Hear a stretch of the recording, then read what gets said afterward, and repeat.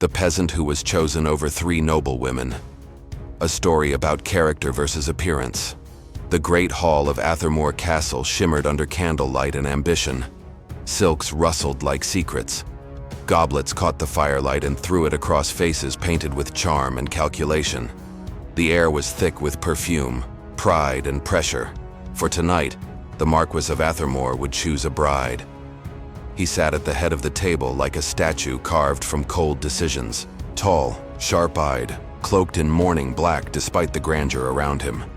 A man still young, but marked by the weight of title and the shadow of loss. A widower, they whispered, whose heart had frozen the day his first love died.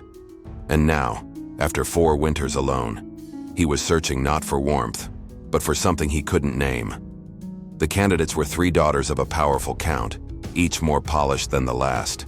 Lady Seraphina, flawless skin, hair like spun gold, a smile trained to melt resistance. Lady Vivian, scholarly, poised, her every word a carefully chosen blade wrapped in velvet. Lady Isolde, graceful as a swan, her every movement studied, rehearsed, and admired. They were not just daughters, they were investments. Years of tutoring, etiquette, languages, and courtly arts had shaped them for this moment. The king himself had nodded approval. Nobles placed silent wagers. The Marquis would choose one of them. It was already decided. And yet, near the far wall, half-shadowed beneath the musician's balcony, a girl moved unseen by most. She carried a tray with chipped silver goblets, careful not to spill. Her gown was plain. Her hands were rough. Her hair, a simple braid. No jewels, no titles, no name anyone remembered. Except his eyes found her.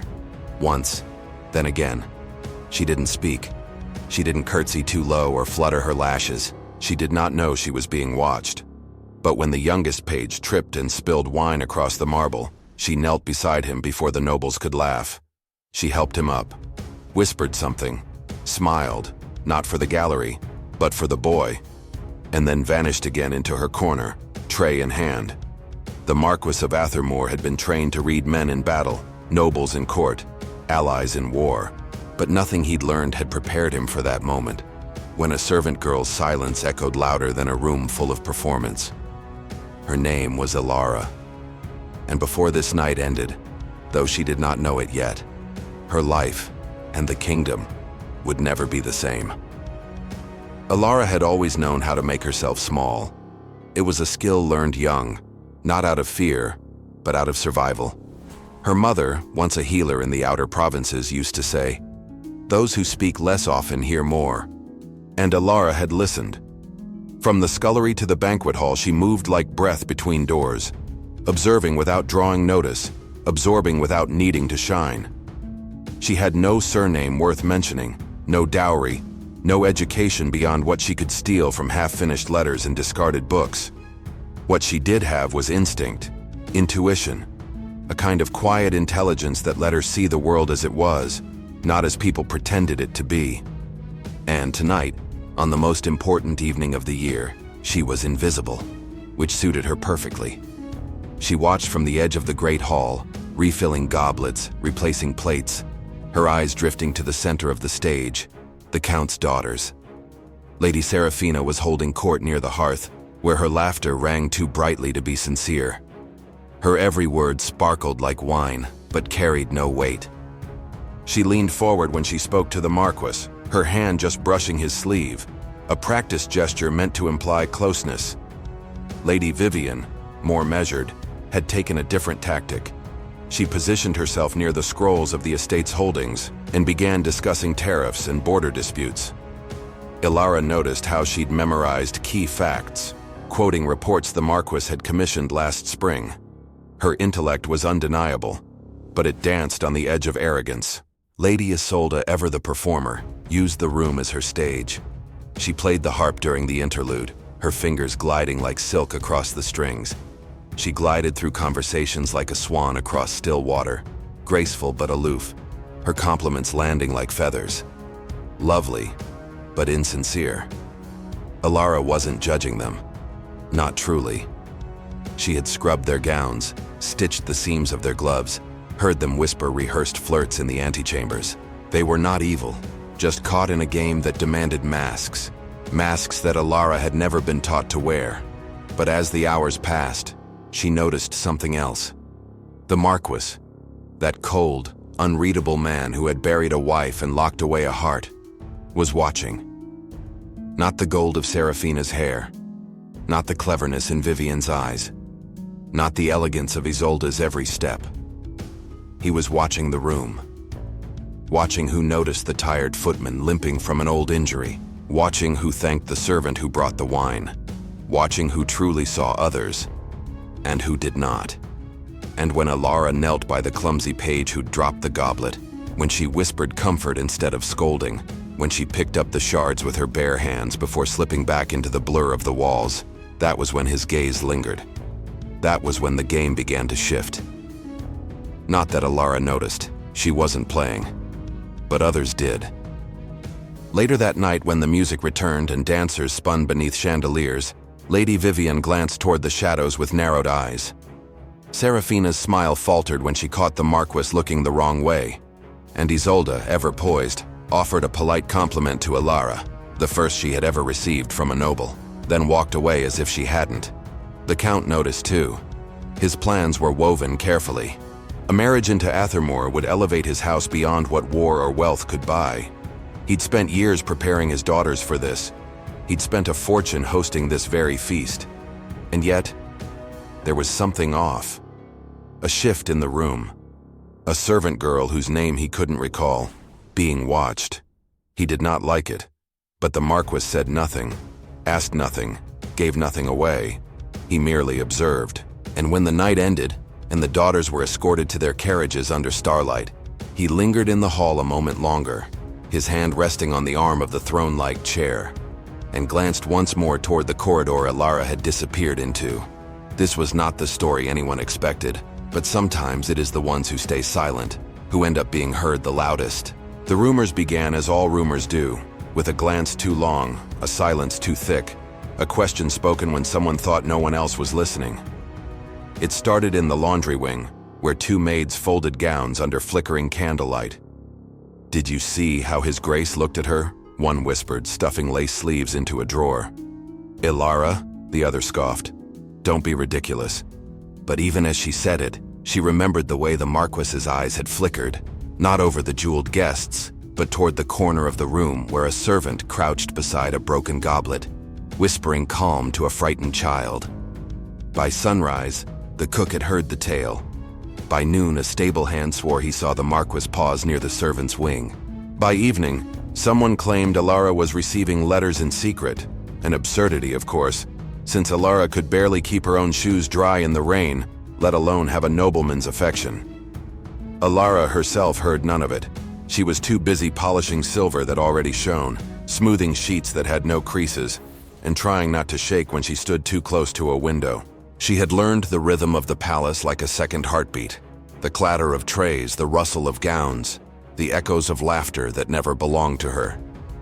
And yet, sometimes, when she passed a grand mirror or a tall window, she would catch her reflection and pause, not out of vanity but confusion. Who was this girl dressed in plain linens, moving like she belonged nowhere at all? Because she had noticed him, the Marquess. Not at first. But then again, how does one not notice a man like that? He was tall, but not in a way that loomed, broad-shouldered, but always poised. A face carved from resolve, handsome, yes, but far too severe for a romantic fantasy. He moved like a sword still sheathed, restrained, powerful, and always watching. And he did watch her, not in the way the drunken nobleman did, eyes greedy and careless, but with a strange stillness, as if he were reading a book no one else had the patience to open. When she passed him a cup, he nodded with genuine thanks.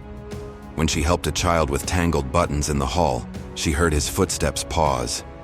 Not approaching, not interrupting, just pausing, like he was listening.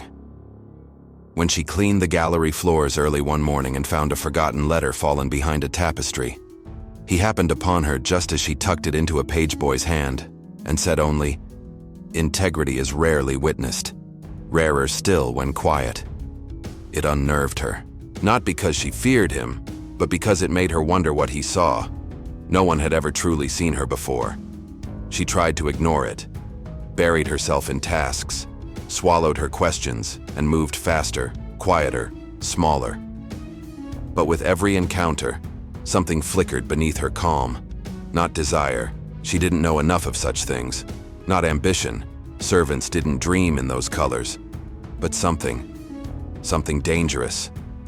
And in the palace, nothing goes unnoticed for long. Lady Seraphina was the first to speak openly. "She's charming in a poor little sparrow sort of way," she said, flicking her fan as if brushing away dust. "I suppose some men do enjoy a charity case." Lady Vivian was less cruel, more precise. "She's observant and calm. He values calm after the war." Lady Isolde only sipped her wine, eyes distant, then said softly, "She listens when no one else does." The Count, their father, gathered his daughters for a private conversation in the west drawing room. "Do not underestimate her," he warned, voice tight. "If the Marquis seeks virtue, make him see it in you. If he seeks obedience, offer it. If he wants mystery, become unreadable." "But father," Seraphina protested, "she's a servant." "She's a threat," he corrected. "You only say she's not because she doesn't wear your jewelry." That night, the palace changed. The nobles began arriving more frequently. Dinner invitations, poetry readings, morning hunts. Each visit turned into a subtle competition. New perfumes filled the air. New dresses dazzled under chandeliers. And always, eyes flicked toward the Marquis, gauging his reaction to every smile, every sentence, every curve of a wine glass. Elara was instructed to work further from the receiving rooms, replaced by others who wore brighter smiles and shorter tempers. Her tasks shifted to storage, to cellars, to the corners no one cared to polish. But still, the Marquis found her. In the corridor with the broken vase, she knelt to help gather shards. He passed and said, "It's always you who fixes what others leave behind." At the stables, she calmed a frightened horse. He remarked, "You understand fear better than those who claim to command it." In the chapel, where she lit candles alone after dusk, he stepped inside once not to pray but to sit in the silence beside her. Never touching, never intruding, just there. And Elara. Elara began to feel something she had never allowed herself before. Hope. It came like warmth in a winter room. Small, almost imagined, but real. And hope, as the high-born often forget, does not belong to nobles alone. It belongs to the girl who's been told she's invisible, to the woman who's been told she's less, to the soul who's seen kindness where power expected obedience. Elara didn't know what was happening. But deep down, beneath the quiet, beneath the lessons of humility and service, a question was forming in her chest. What if I'm not just a shadow in someone else's story? What if I am a chapter of my own? The palace had always been a theater. The marble floors were its stage, the chandeliered halls its curtain, and now, every noble footstep echoed like a line in a carefully rehearsed play. But behind each gesture, each toast raised, each smile too white to be true, another performance unfolded. One not written in words but in glances, silences, and strategy. The Marquis had not spoken his intentions. He hadn't needed to. Elara had become visible, not in the way noble daughters were trained to be, not dazzling, not painted in perfume and pearls, but in a way that unnerved those who measured worth by appearance. She did nothing special, and that was precisely what made her dangerous. While the daughters of the Count played the game with fans and flattery, Elara was playing no game at all, and yet she was winning the Marquess's attention. It was maddening. Lady Seraphina tried first. She cornered Elara near the rose garden, a smile sharp as the thorns behind her. "You should be proud," she said sweetly. "Not many of your background can say they've caused such a stir." Elara lowered her gaze. "I'm just doing my duties, my lady." "Oh, of course," Serafina replied, stepping closer. "And should your duties ever lead you astray, should you forget your place, I assure you the palace has a way of correcting such confusion." Elara didn't flinch, not visibly, but her fingers tightened slightly on the basket she carried, knuckles pale as the linen inside. She said nothing. Because what could she say? That she hadn't asked for the Marquess's notice? That she too feared what all this meant? That every moment his eyes found hers, a war started beneath her ribs, one part wonder, one part dread. She was still scrubbing floors while the daughters drank wine, still mending torn sleeves while they rehearsed waltzes. But something had shifted. The servants were quieter around her, the nobles were louder when she passed, and through it all, the Marquess, ever composed, began to appear where no titles followed.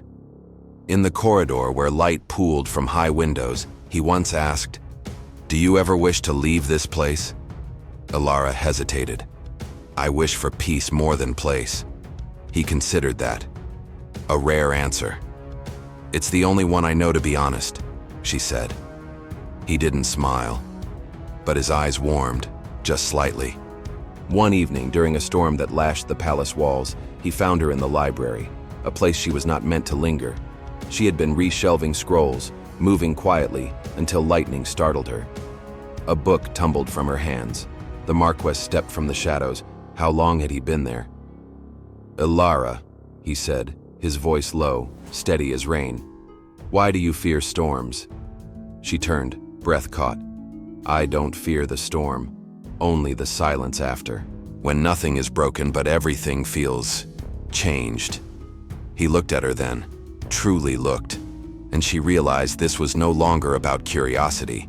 It was something deeper. Recognition. Meanwhile, the Count's strategy escalated.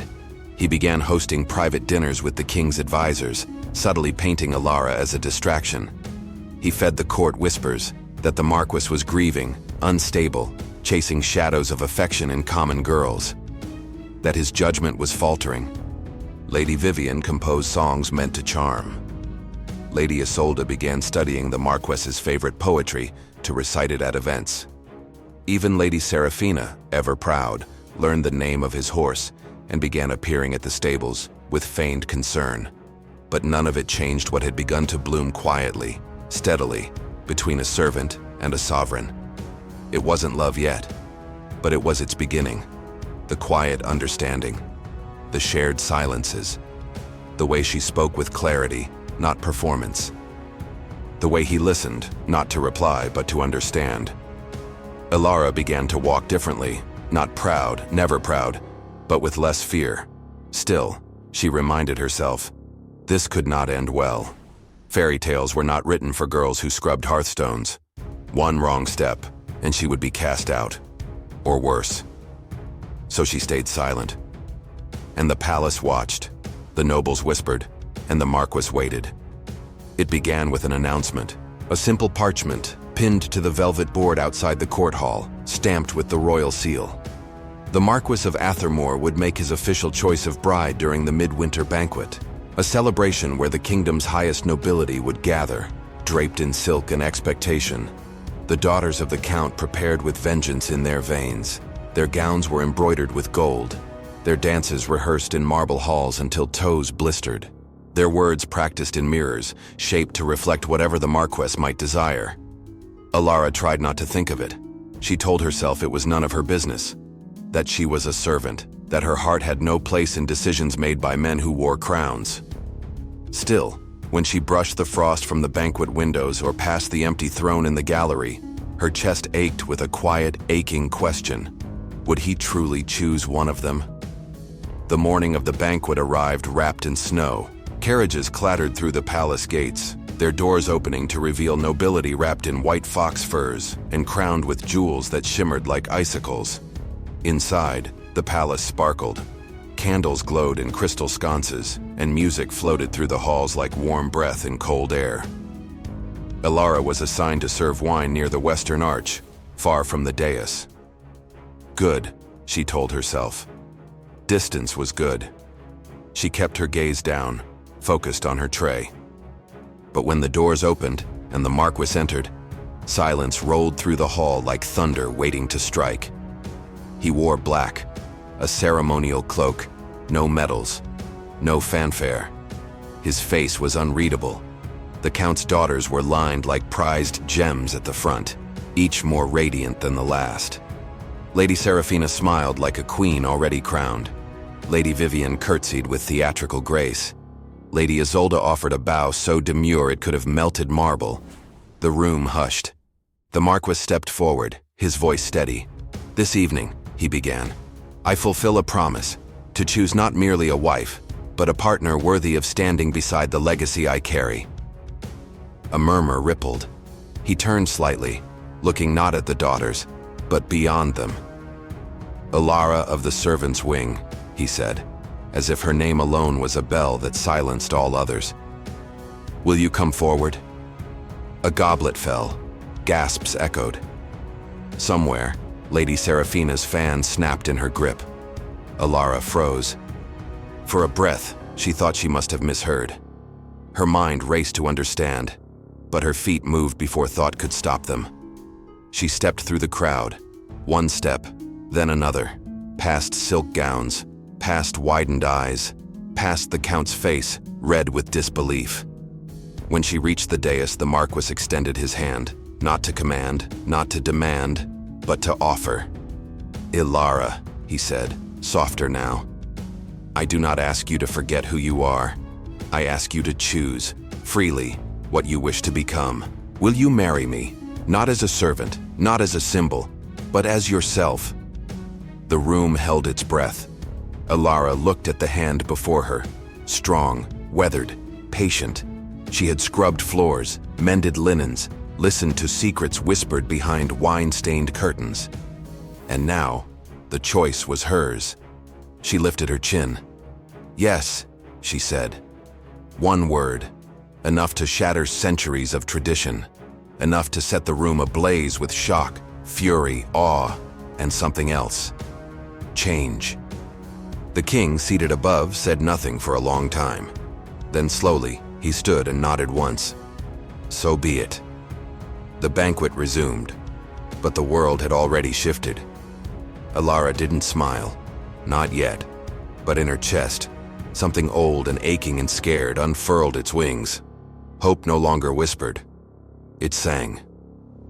The following morning, Athermoor Manor felt different, not because the curtains had changed or the marble gleamed brighter, but because the air itself held something new, something unsettled. Like a painting pulled from a wall and hung slightly askew. The same image, but now impossible to ignore. Elara stood at the grand entrance in a simple gown the color of morning fog, not silk or brocade, just fabric soft enough to breathe in. The seamstress had offered her jewels. The maids had begged to braid her hair in elaborate loops. But Elara had declined. She would not enter her new life pretending to be anything other than the woman who had lived it. The doors opened with a slow, deliberate creak. The staff stood in two lines. Some smiled, uncertain. Some bowed stiffly. A few did not meet her eyes at all. She understood. Change does not arrive gently in houses built on hierarchy. At the center of the hall, the Marquis waited, not in full regalia, but in a tailored coat and gloves tucked beneath one arm. He offered her his arm with a quiet nod. No words, no grand pronouncements. Just two people walking forward side by side. And yet, outside those doors, the world was not so quiet. Letters poured in from every corner of the kingdom, some dripping with outrage, others with curiosity, a few with quiet admiration too cautious to speak louder. "How can a servant become a marchioness?" one duke's wife sneered in a letter to the Queen's court. "She must have bewitched him," whispered the Dowager of Eldmere. But others asked different questions. What did he see in her that we did not? What does it mean if titles no longer define worth? Inside Athermoor, Elara did not try to answer these questions. She listened. She walked the halls she once polished. She thanked the cook who had scolded her into becoming faster with the knives. She visited the stables and ran her hand over the same rails she had scrubbed with frozen fingers. She paused in the chapel and whispered her thanks into the silence, not to a god she feared, but to the voice inside her that had once dared to dream. Her days changed. No longer a servant, she learned to read ledgers, to speak in court dialects, to manage affairs of a state. She made mistakes, but never twice. She asked questions. She remembered names. She never shouted, never gloated. But she was not meek either. When a visiting noble scoffed at her presence during a dinner, she did not flinch. "Forgive me," she said calmly, lifting her glass. "I mistook your confusion for concern. I assure you, my husband and I require neither." The room went still. The Marquess, her husband, only smiled slightly as if to say, "Yes, this is the woman I chose." Behind closed doors they spoke often. Not of romance, not yet, though something warm lingered in the space between them. But of legacy, of power, of what it meant to shape a house not in the image of tradition, but in the image of truth. "You were never just a servant," he told her one night. "You were always a mirror, showing this house what it had forgotten." And what had it forgotten? That grace could be quiet, that wisdom could wear worn shoes, that love, when rooted in respect, grows taller than any banner. Outside, the kingdom adjusted slowly. Some nobles refused invitations to Athermoor. Others visited out of curiosity and left with softened words. A few sent gifts, books, letters, poems, never signed, but marked with seals Elara recognized. In time, even the king extended an olive branch, a summons to the capital, an invitation to speak before the Royal Advisory Council about reforms in estate education. Elara hesitated. "I don't belong there," she said one evening, fingers tight around the letter. The Marquess shook his head. "No," he replied. "They don't belong to the world we're building, but they will." That night, Elara stood at the highest balcony of Athermoor, wind tugging at her braid, stars sharp above. She looked down at the courtyard, once a place she passed unseen, and now a place she would open to those who had never been welcomed. Her story had begun in silence, but here, in the heart of legacy, she would not remain quiet. She would build something that could not be forgotten, not because it was loud, but because it was true. The invitations were sealed in deep blue wax, stamped with the Athermoor crest, and delivered across the kingdom by hand. It was to be the first ball hosted by the Marquess and his new Marchioness, and the court buzzed with speculation. Some believed it a trap, a chance for the highborn to gawk at a servant-turned-noblewoman like one might view a curiosity in a gilded cage. Others assumed Elara would retreat from sight, letting her husband stand alone under the scrutiny. A few dared to whisper that perhaps this woman had something to say, and that she might not say it softly. Inside Athermoor, preparations unfolded with the precision of an army. Florists arrived with carts of midnight lilies and ivory blooms. Chefs debated menus in 4 languages. Musicians rehearsed under frescoed ceilings while footmen scrubbed the marble steps until their reflections looked back at them like ghosts. And Elara? She walked through it all, not hidden, not shrinking, but watching, learning, choosing. "Not gold," she said to the decorators. "Silver. Gold feels like a crown. Silver feels like the moon." She oversaw the seating chart herself. She asked the steward to place the scholar with the missing title beside the chancellor's wife. She invited the healer's daughter who had once bandaged her palm in the kitchen corridor, the child who helped in the stables, the librarian who lent her books with pages falling apart. When Lady Seraphina's reply arrived, a curt acceptance written in flawless penmanship, Elara placed her at the main table across from her. It wasn't vengeance. It was intention. When the night arrived, Athermoor blazed with lanterns and candlelight. The ballroom shimmered in silver and violet. The great staircase was lined with attendants, and every inch of the manor seemed to hold its breath. The guests arrived in waves, silks and velvets, jewels and rumors. And then, Elara descended. She wore no crown, no extravagant necklace, just a dress the color of frost-dusted lavender, with sleeves that whispered as she walked. Her hair was woven in a single braid down her back, pinned with a comb carved from wood. At the foot of the stairs, the Marquess waited. He extended his hand and she took it. And in that moment, the room shifted. Because no one could deny what they saw. Not a servant playing dress-up. Not a marquess shamed by scandal. But two people, side by side, radiating a steadiness that unnerved those who had built their lives on spectacle. The music began. They danced. He led gently, and she followed easily. Not because she was trained, but because they moved with a rhythm forged in something deeper than etiquette. Around them, the nobles watched. Some smiled politely, others stiffened. A few exchanged glances that tried to diminish what they saw. But their eyes betrayed them. They saw. After the first waltz, Elara stepped away and did something no one expected. She walked toward the back of the room, to the kitchen door. It opened, and out stepped the staff. Not in uniforms, but in formal attire she had ordered weeks ago, paid for quietly, with gold from her own dowry. They were confused. Hesitant, Elara turned to the room. "These," she said, her voice clear and calm, "are the people who keep your wine poured, your horses fed, your homes in order. Tonight, they are not shadows. Tonight, they are guests." The silence stretched. Then the Marquess stepped forward and nodded. A ripple went through the room, of confusion, of resistance, of reluctant applause. And then, slowly, the music resumed. Some nobles left early. Others stayed, uneasy, intrigued. Lady Serafina approached Elara later, holding a glass of chilled wine. "You've made quite the statement," she said. "I didn't intend to," Elara replied. "I just wanted everyone who helped build this house to be seen inside it." Serafina studied her. "Do you know what power is, Marchioness?" Elara tilted her head. Serafina smiled faintly. "It's the ability to make others question what they thought they knew." She tapped her glass gently. "And tonight you did that." Later, as the night waned and the candles burned low, Elara stood on the balcony once more. This time, the music floated softly behind her. The stars seemed closer. The air was cool, but not unkind.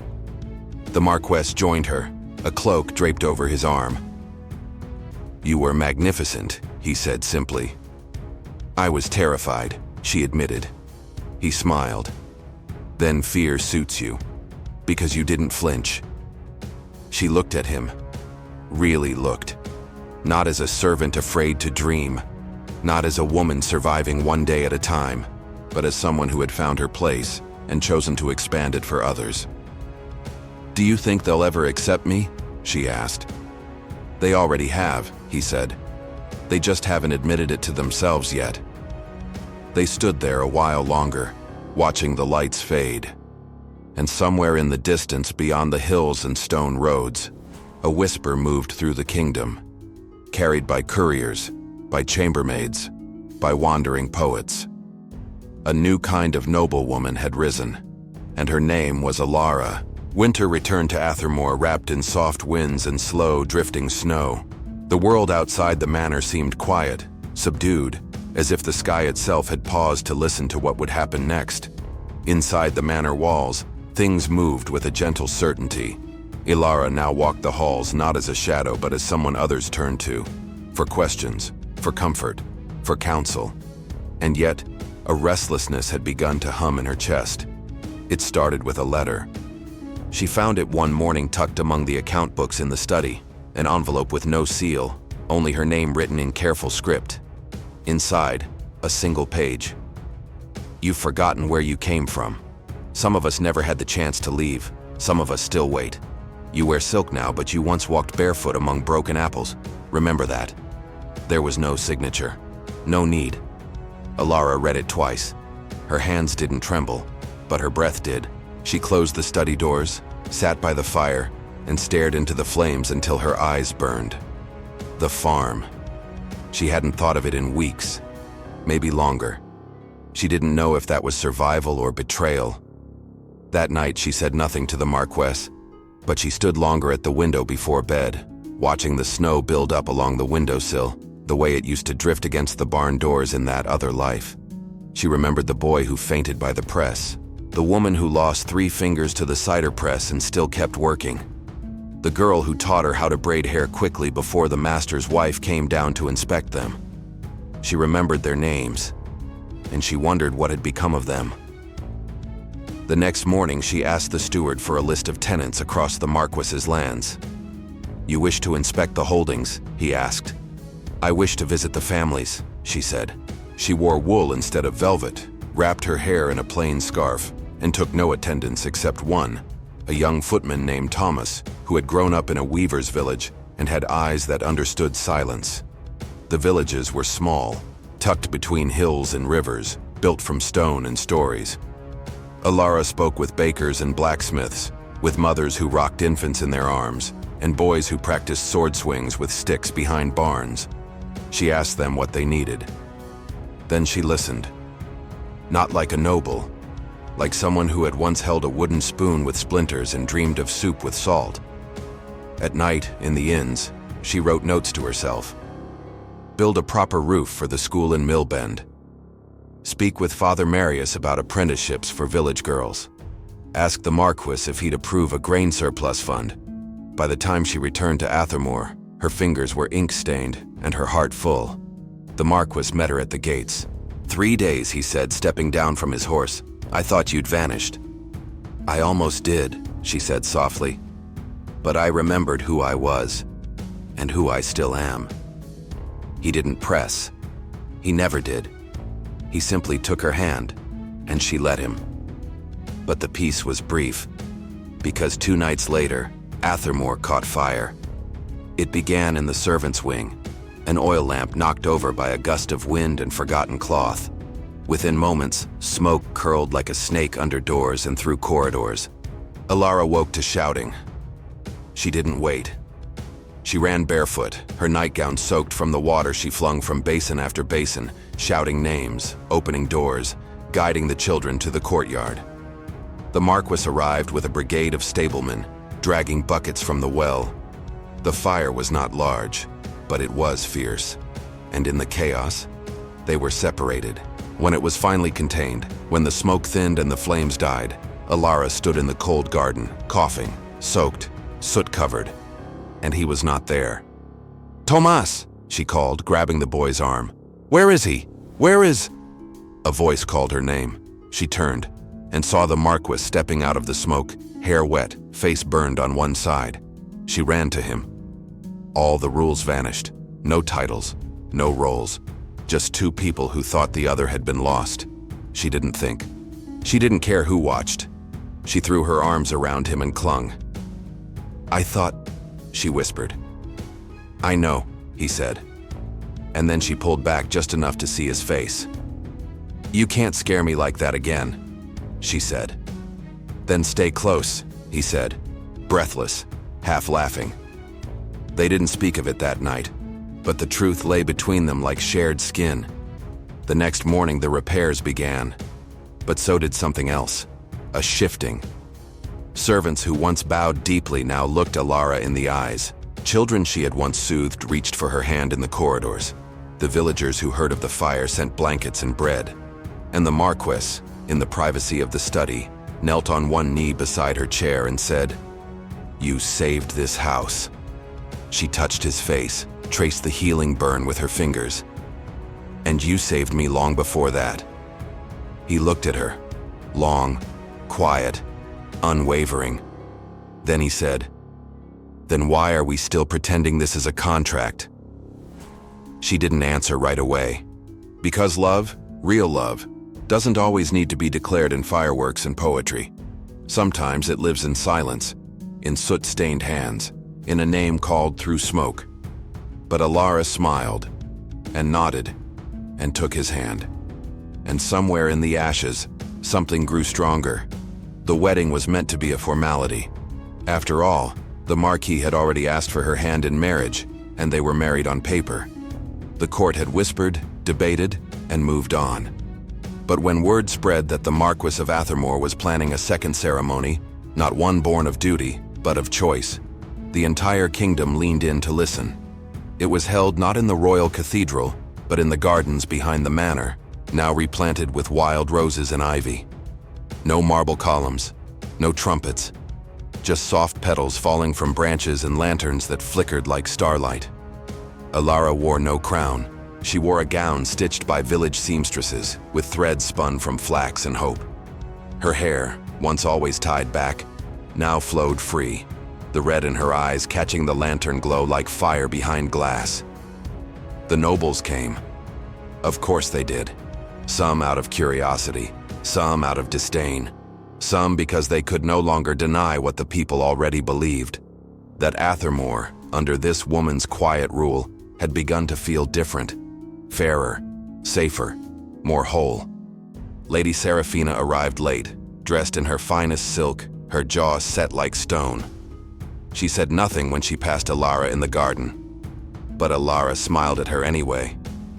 Lady Isolde, always quieter, brought a gift, a book of poetry. Inside, a single line was underlined: "She who bends does not break." Elara traced the ink with her fingers. Her chest ached in that beautiful way new things often do. The ceremony was simple. The Marquess spoke first, breaking every tradition. "I once believed I needed a wife who fit a mold," he said. "Someone who matched my status, soothed my ambition, reinforced my image. I forgot that true strength often arrives quietly, that the most noble hearts don't need titles to prove their worth." He turned to Elara. "You reminded me of that. Every day, without ever trying to." Elara said little. She simply took his hands and said, "I don't want power. I want to do good. And I want to do it with you." They didn't kiss immediately.